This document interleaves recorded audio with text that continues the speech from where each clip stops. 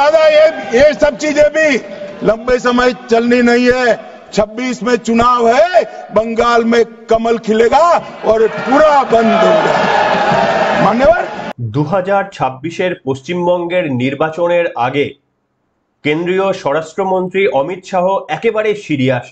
তার একটি ছোট্ট ঝলক দেখিয়ে পর্ব শুরু করলাম বটে, কিন্তু আজকে গোটা পর্ব জুড়েই আপনাদের দেখাবো যে সংসদে অমিত শাহ একেবারেই পশ্চিমবঙ্গের রাজ্যের মাননীয় মুখ্যমন্ত্রী মমতা বন্দ্যোপাধ্যায়ের তোষণের সরকারের বিরুদ্ধে যেভাবে সোচ্চার হলেন, তাও আবার বিধানসভা নির্বাচনের ঠিক 1 বছর আগে।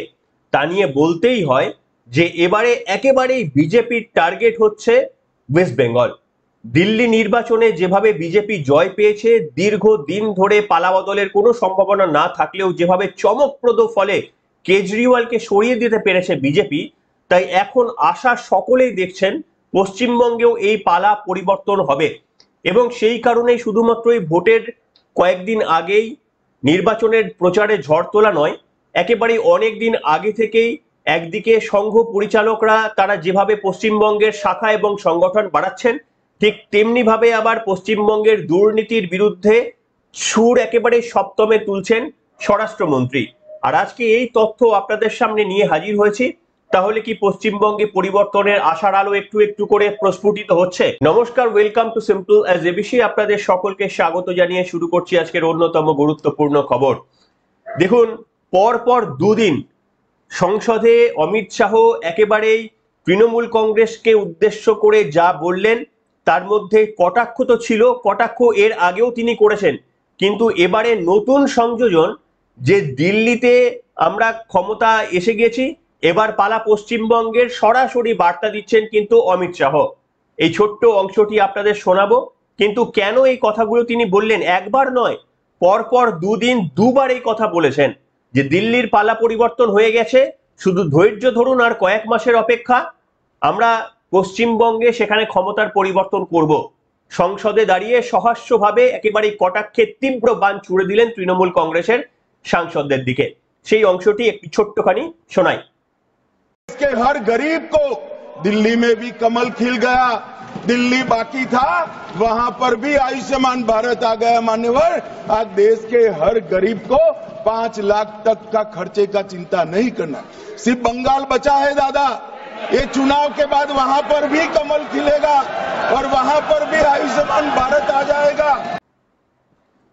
শুনলেন বন্ধুরা, দেখুন এই পশ্চিমবঙ্গে তৃণমূল কংগ্রেস কতটা ক্ষতি করেছে সেই পর্যালোচনা করার জন্য অন্তত গোটা 30 বছরের প্রয়োজন হবে।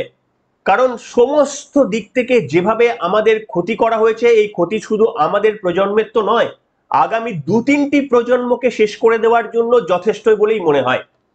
এবং তার বিভিন্ন উদাহরণের মধ্যে একটি উদাহরণ আপনাদের সামনে আমি দিচ্ছি, যে যেভাবে পশ্চিমবঙ্গে এবং বাংলাদেশের বর্ডারটাকে ইচ্ছাকৃতভাবে ওপেন করে রেখে দেওয়া হয়েছে, যাতে সেখানকার রোহিঙ্গা মুসলিমরা তারা বেআইনিভাবে তাদের দেশ থেকে ফেন্সিং না থাকায় তারা আমাদের দেশে এসে যাচ্ছে। তারা তৃণমূল কংগ্রেসের বিভিন্ন ক্যাডার বাহিনীর হাত থেকে আধার কার্ড, ভোটার কার্ড সংগ্রহ করে এদেশের নাগরিক হয়ে যাওয়ার চেষ্টা করছেন। তারপরে দেশের বিভিন্ন জায়গায় তারা ছড়িয়ে পড়ছেন এবং জঙ্গি কার্যকলাপে তারা লিপ্ত হয়ে পড়ছেন। এই যে আজকে যিনি ঢুকলেন, তিনি যে কালকেই জঙ্গি কার্যকলাপ করবেন এমন তো নয়। জঙ্গি কার্যকলাপের প্রমাণ আপনারা 5 বছর পরেও পেতে পারেন, 10 বছর পরেও পেতে পারেন। তাই সেটা এতটাই মারাত্মক, এই ফেন্সিংকে যদি মমতা বন্দ্যোপাধ্যায় কোনোভাবেই বন্ধ না করেন, সেটা আগামী প্রজন্মের জন্য একটা ভয়ানক ঘটনা। একেবারে তথ্য দিয়ে বলছেন কেন্দ্রীয় স্বরাষ্ট্রমন্ত্রী। তিনি কি জানাচ্ছেন? তিনি বলছেন পশ্চিমবঙ্গের সঙ্গে বাংলাদেশের বর্ডার হচ্ছে 2216 কিলোমিটার। আমি যা বলছি আপনাদের শোনাবো, এই এক বক্তব্যগুলো তিনি বলেছেন, আপনারা একটু খেয়াল করুন। তিনি বলছেন 2216 কিলোমিটার বর্ডার রয়েছে, তার মধ্যে 1653 কিলোমিটার ফেন্সিং এর কাজ ইতিমধ্যেই হয়ে গিয়েছে এবং 563 ওপেন রয়েছে। অর্থাৎ 2216 থেকে যদি 1653 যতটা ফেন্সিং হয়ে গিয়েছে বাদ দিলে 563 এখনো পর্যন্ত ফেন্সিং দেওয়ার কাজটা হয়নি। তার মধ্যে 112 কিলোমিটার ফেন্সিং দেওয়াটা সম্ভব নয়, তার কারণ সেখানে পাহাড় রয়েছে, গভীর নদী রয়েছে, সেখানে প্রাকৃতিক কিছু সংকটের জন্য সেখানে ফেন্সিং দেওয়া সম্ভব নয়। কিন্তু এতৎসত্ত্বেও 450 কিলোমিটার এখনো ওপেন রয়ে গিয়েছে যেখানে ফেন্সিং দেওয়া সম্ভব। কিন্তু রাজ্যের মাননীয় মুখ্যমন্ত্রী অমিত শাহ বলছেন যে পশ্চিমবঙ্গে এসে আমি মুখ্য সচিবের সঙ্গে কথা বলে গেছি, তাদের কাছ থেকে প্রতিশ্রুতি আদায় করার চেষ্টা করেছি, অথচ তারা সেখানে আমাদের জমি দেয়নি। শুনুন বক্তব্যটি, আপনারা শুনুন, যেটা আমি বললাম এই বক্তব্যটি শুনতে পাবেন অমিত শাহের গলায়, তাও আবার সংসদে দাঁড়িয়ে। আশা করি হিন্দিটা আপনারা বুঝতে পারবেন, শুনে নিন। आज मैं कई बार अलग अलग भाषणों में, अलग अलग जलसों में ये विषय उठा जाता है बांग्लादेशी घुसपैठियों के लिए बीएसएफ क्या कर रही है, सेना क्या कर रही है। मैं आज वास्तविकता इस देश को बताना चाहता हूं और मैं ऐसा करता हूं कि तृणमूल कांग्रेस के सारे लोग सदन को छोड़कर नहीं जाएंगे, ध्यान से सुनेंगे। मान्यवर, हमारी बांग्लादेश के सटी हुई सीमा, अब सुनिए भाई, हमारी बांग्लादेश से सटी हुई सीमा 2216 किलोमीटर है। उसमें से 1653 किलोमीटर बाढ़ बन चुका है, बाढ़ के पास वाला रोड भी बन चुका है और चौकियां भी बन चुकी है। शेष फेंसिंग की लंबाई है 563 किलोमीटर। 563 किलोमीटर सीमा आज भी खुली है और शेष फेंसिंग जो 563 किलोमीटर है उसमें 112 किलोमीटर फेंसिंग ऐसी है, बॉर्डर ऐसी है जिसमें बॉर्डर फेंसिंग व्यवहारू नहीं, नाले हैं, नदियां हैं, ऊंची नीची पहाड़ियां हैं, जहां 112 किलोमीटर में फेंसिंग हो ही नहीं सकता और 450 किलोमीटर जहां फेंसिंग होता है वहां बाकी है। अब मैं वो बताना चाहता हूं कि क्यों बाकी है। ये 450 किलोमीटर के लिए मान्यवर मैंने डीओ लेटर लिखकर 10 रिमाइंडर करे हैं, बंगाल सरकार भूमि नहीं देती। मान्यवर, 450 किलोमीटर के लिए गृह सचिव बंगाल के मुख्य सचिव के साथ 7 मीटिंग करे, ये भूमि नहीं देते हैं। শুনলেন বন্ধুরা, এটা গেল বক্তব্য, আমি পাটে পাটে শোনাবো। দ্বিতীয় তিনি এই বক্তব্যটা, এটা তো এই বক্তব্য বিরোধী দলনেতা অনেকদিন আগেই আমাদের দিয়ে দিয়েছেন।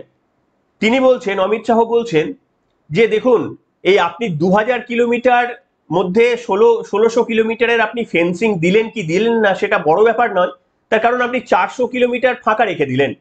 কাজেই 2000 কিলোমিটার দিলেন কিনা সেটা বড় ব্যাপার নয়, যতক্ষণ না আপনি পুরোটা দিচ্ছেন এর কোনো মানেই হয় না। তার কারণ হচ্ছে আপনি যদি 450 কিলোমিটার মানুষের ঢোকার জন্য এনাফ, তাহলে এইরকম বর্ডার দেওয়ার কোনো মানেই হয় না। কে বলছেন? অমিত শাহ। এবং তিনি বলছেন যে যদি বিএসএফ সেখানে বর্ডারে মানে ফেন্সিং করতে যায় তাহলে সেখানে ধর্মীয় স্লোগান তোলা হয়, তৃণমূলের ক্যাডাররা গিয়ে সেখানে বাধা সৃষ্টি করে। এই প্রশ্নগুলো তুলছেন স্বয়ং অমিত শাহ। ওই অংশটি শোনাবো, একবার শুনে নিন। কি ভয়ঙ্কর পরিস্থিতি একবার আপনাদেরও জানাটা তো প্রয়োজন, জানুন। मान्यवर, जहां फेंसिंग लगाने जाते हैं सत्ताधारी पार्टी का कैडर आकर हुड़दंग करता है, धार्मिक नारे लगाता है। और मान्यवर, मैं कहना चाहता हूं कि ये 450 किलोमीटर फेंसिंग रुकी है तो केवल और केवल बंगाल सरकार की दया की दृष्टि घुसपैठियों के पर जो है इसके कारण। और मान्यवर, इससे आगे ये 450 किलोमीटर शायद ये भाषण सुनकर ममता जी भूमि दे भी दे तो हम खत्म कर देंगे, फिर भी 112 किलोमीटर खुली सीमा रहती है। मान्यवर, जब आप 2000 किलोमीटर बाढ़ बना देते हो और 112 किलोमीटर नहीं बनाते हो तो कई बार तो ये 2000 किलोमीटर के कोई मायने नहीं। শুনলেন বন্ধুরা, এটা গেল দ্বিতীয় স্টেপ। তৃতীয় স্টেপে যে বক্তব্যটি আপনাদের সামনে শোনাবো, অমিত শাহ এটাও বলছেন যে এই যে যারা ওপার বাংলা থেকে ফেন্সিং পেরিয়ে আমাদের এই দেশে ঢুকে পড়ছেন তাদের আধার কার্ডটা দিচ্ছে কে, তাদের রেশন কার্ডটা দিচ্ছে কে, এই প্রশ্নটা করলেন কিন্তু অমিত শাহ। বললেন দিদির রাজ্যে তৃণমূল কংগ্রেসের ক্যাডাররা তাদেরকে আধার কার্ড এবং রেশন কার্ড করে দিচ্ছে এবং সেই কার্ডগুলো নিয়ে তারা ভারতের বিভিন্ন জায়গায় ছড়িয়ে পড়ছে। এতদিন তিনি বললেন যে যখন আসামে কংগ্রেস ছিল সেই কংগ্রেসের জামানায় আসাম থেকে সমস্ত রোহিঙ্গারা ঢুকে তারা গোটা দেশে ছড়িয়ে পড়তো, আর এখন পশ্চিমবঙ্গে তৃণমূল কংগ্রেসের সরকারের আমলে তারা পশ্চিমবঙ্গের ওই ফেন্সিং পার করে গোটা দেশে ছড়িয়ে পড়ছে। এবং এই ফেক আধার কার্ড, দিদির সরকার তাদের জন্য ফেক আধার কার্ড, ফেক ভোটার কার্ড এগুলো ব্যবস্থা করে দিচ্ছেন। কি বললেন? এবং তিনি এটাও বললেন যে দিল্লিতে যতজন রোহিঙ্গা মুসলমান ধরা পড়েছেন ওপার বাংলার, তারা প্রায় প্রত্যেকেই পশ্চিমবঙ্গ পেরিয়ে এসেছেন। দেখুন, সংসদে দাঁড়িয়ে এই বক্তব্য বলছেন, এটা 100% সত্যি, এটা মানতেই হবে। শুনুন, এই লাস্টের অংশটা শোনাবো, শুনুন। कि रोहिंग्या दिल्ली तक आ गए, आपके नाक के नीचे आया। मान्यवर, ये बांग्लादेशी घुसपैठिए हो या रोहिंग्याज हो जो घुस कर आते हैं, पहले असम से भी आते थे जब कांग्रेस की सरकार, अब बंगाल से आते हैं टीएमसी की सरकार, घुस कर आते हैं। इनको आधार कार्ड दादा कौन देता है? नागरिक कहां के बने हैं? कहां के बने हैं? जितने बांग्लादेश से पकड़े गए 24 परगना जिले का आधार कार्ड और नागरिकता है। मान्यवर, শুনলেন বন্ধুরা, এখানে অবিশ্বাস করার কোনো প্রয়োজন নেই, কারণ তিনি রাজনৈতিক কোনো বক্তব্য দিচ্ছেন না। এখন যদি তিনি এই বক্তব্যগুলো পশ্চিমবঙ্গের মাটিতে এসেও বলবেন, তখন তৃণমূল কংগ্রেসের মুখপাত্র, তৃণমূল কংগ্রেসের নেত্রী তারা বলবেন যে এগুলো মিথ্যে কথা, এই কথার কোনো ভিত্তি নেই, দৈত্য দানব ভদল কুতকুত কত কি ভাষায় আক্রমণ করবেন। কিন্তু সংসদে দাঁড়িয়ে এই বক্তব্য বলছেন সৌগত রায় যখন উপস্থিত, তখন সৌগত রায়ের মুখে তো কোনো কথা বেরোলো না, প্রতিবাদ করতে পারলেন না। এই ব্যাপারে বিরোধী দলনেতা শুভেন্দু অধিকারী খুব আপ্লুত। তার কারণ পরিষ্কারভাবে অমিত শাহ বলে দিয়েছেন যে দিল্লির পালা হয়ে গিয়েছে, এবারে হচ্ছে পশ্চিমবঙ্গের পালা। শুভেন্দু অধিকারী সহ বিজেপি নেতৃত্ব তারা কিন্তু বেশ উজ্জীবিত। কি বললেন বারুইপুরের একটি জনসভা থেকে শুভেন্দু অধিকারী এ প্রসঙ্গে, সেটাও তো শোনাতে হবে আপনাদের, শুনুন। কালকে অমিত শাহজি বলেছে पार्लियामेंट में आयुष्मान भारत दिल्ली से तो चालू हो गया है, अभी बंगाल बाकी है। अगले साल बंगाल में भी हो जाएगा। কি করে হবে? আরে আমি তো পেরেছি, ভবানীপুর থেকে লেংড়ে লেংড়ে ওপারে গেছিল নদী পেরিয়ে। শুনলেন বন্ধুরা, তবে যদি ভাবেন সার্বিক এটা নয়, আরো অনেকটা রয়েছে। আপনাদের বললাম পরপর দুদিনে কথা বলেছেন, আরো একটা দিন অমিত শাহ এই একই কথা বলেছেন, এই একই বক্তব্য তার মুখ দিয়ে শুনতে পারবেন। সেখানে তিনি কোন প্রসঙ্গে বলছেন? অমিত শাহ বলছেন যে দিদির রাজ্যে আয়ুষ্মান ভারতের 5 লক্ষ টাকার স্বাস্থ্য বীমা তারা করতে দেয় না, তবে চিন্তা করবেন না, 2026-এ আমরা সেখানে ক্ষমতায় আসবো এবং আয়ুষ্মান ভারতের 5 লক্ষ টাকা পশ্চিমবঙ্গের প্রত্যেকটি মানুষ পাবে। দিল্লিতে আমাদের সরকার পরিবর্তন হয়ে গিয়েছে, সেখানেও আয়ুষ্মান ভারতের সুবিধা তারা পাচ্ছে। 2026-এর পর পশ্চিমবঙ্গের মানুষও আয়ুষ্মান ভারতের সুবিধা পাবে। অর্থাৎ তিনি একবার বলে থেমেছেন এরকম না, কনজিকিউটিভলি তিনি আক্রমণ শানাচ্ছেন পশ্চিমবঙ্গের জন্য। এটা একটা সদর্থক ব্যাপার। এতদিন পর্যন্ত শুধুমাত্র নির্বাচনে এসে বক্তব্য রাখতেন, এখান থেকে কিছুটা স্ট্র্যাটেজি পরিবর্তন, যে একেবারে আটঘাট বেঁধে কিন্তু বিজেপি এবারে রাস্তায় নামতে চাইছেন, ময়দানে নামতে চাইছেন। দিল্লিকে হারানো সম্ভব মানে পশ্চিমবঙ্গকে তো হারানো সম্ভবই, তার কারণ দিল্লির থেকে 10-12 গুণ বেশি দুর্নীতি হয়েছে পশ্চিমবঙ্গের বুকে। কি বলেছিলেন এই প্রসঙ্গে? শুনুন অমিত শাহের বক্তব্য। के हर गरीब को दिल्ली में भी कमल खिल गया, दिल्ली बाकी था वहां पर भी आयुष्मान भारत आ गया। मान्यवर, आज देश के हर गरीब को 5 लाख तक का खर्चे का चिंता नहीं करना। सिर्फ बंगाल बचा है दादा, ये चुनाव के बाद वहां पर भी कमल खिलेगा और वहां पर भी आयुष्मान भारत आ जाएगा। অর্থাৎ আমি এটাই আপনাদের সামনে আমি বলতে চাই যে দেখুন, নির্বাচনের 1 বছর আগে থেকে মোহন ভাগবত সংঘ প্রধান তিনি বারবার কিন্তু কলকাতায় এসেছেন, দীর্ঘদিন ধরে কলকাতায় থেকেছেন, পশ্চিমবঙ্গের বিভিন্ন জায়গায় থেকেছেন। শুধু থাকা নয়, সংগঠনকে বৃদ্ধি পর্যন্ত তারা করছেন। নির্বাচনের আগে সংগঠনকে একেবারে চারিদিক থেকে ঢেলে সাজানোর কাজ করছেন, বৃদ্ধি ঘটানোর চেষ্টা করছেন। 10,000 মানে সংগঠন বৃদ্ধি পেয়েছে নাকি গত 1-2 মাসের মধ্যে। কে বলছে? একটা নিউজ মিডিয়া চ্যানেল বলছে। শুনুন বক্তব্যটা, যদি মিথ্যে মনে হয়। অর্থাৎ এবারে ব্লুপ্রিন্ট রেডি হবে কি হবে না সেটা আমি গণৎকার নই, কিন্তু অন্তত অন্যান্য বিগত দিনগুলোর থেকে এবারে আরো বেশি শক্তিশালীভাবে ঝাঁপানোর চেষ্টা করছে বিজেপি। আপনারা শুনুন এই বক্তব্যটি।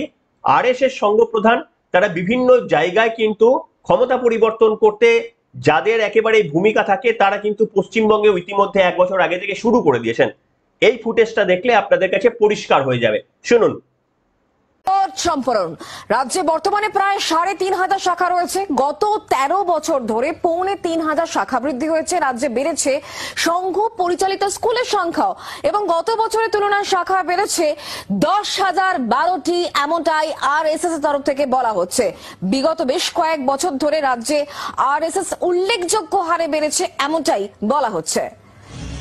গত বছরের তুলনায় শাখা বেড়েছে ১০,০১২টি, এমনটাই দাবি করা হয়েছে আরএসএস এর তরফ থেকে। বর্তমানে প্রায় ৩,৫০০ শাখা রয়েছে এবং গত ১৩ বছরে ৩,৫০০ শাখা বৃদ্ধি হয়েছে। রাজ্যে বেড়েছে সংঘ পরিচালিত স্কুলও।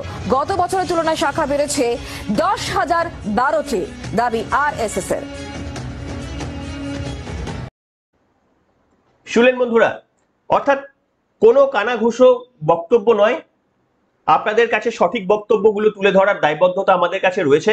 তবে কোনো প্রেডিকশন আমরা করতে পারবো না, তার কারণ ভোটের প্রেডিকশন করার মতো যোগ্যতা আমার নেই। তাও আবার পশ্চিমবঙ্গে মমতা বন্দ্যোপাধ্যায়ের রাজত্বে তো একেবারেই নেই। হ্যাঁ, যদি স্বচ্ছভাবে নির্বাচন হয় তাহলে একটা প্রেডিকশন নিশ্চিতভাবে অঙ্ক কষে প্রত্যেকটি বিধানসভা অঞ্চলে কত হিন্দু মুসলমান রয়েছেন, কি কি ফ্যাক্টর রয়েছে, দুর্নীতির ফ্যাক্টর কি, এগুলো কনসিডার করে একটা মোটামুটি অঙ্ক কষা যায়। কিন্তু সেটা মিলবে তবেই তো, যে যখন নির্বাচনটা স্বচ্ছভাবে হবে। সেই সম্ভাবনা তো কোনোভাবেই নেই। কিন্তু বাকি যে সম্ভাবনাগুলো রয়েছে সেগুলো কিন্তু বিজেপি একটিও এবারে অন্তত ছেড়ে দিতে রাজি নয়। তাই এটা অন্তত যারা পরিবর্তনের স্বপ্ন দেখছেন তাদের জন্য কিছুটা আশাপ্রদ হলেও হতে পারে। যদি মনে হয় এটা আশাপ্রদ, যদি কিছুটা হলেও আশা দেখছেন অন্যান্য বারের থেকে, অন্তত 1 বছর আগে বিজেপির রাস্তায় নামা বলুন কিংবা সংসদে দাঁড়িয়ে কেন্দ্রীয় স্তরের মন্ত্রীদের এতটা উজ্জীবিত দেখানো বলুন, এটা একটু হলেও নতুন। যাই হোক, আপনাদের মন্তব্য লিখে জানাবেন আজকের এই পর্বে। এখনকার মতো এখানে শেষ করলাম।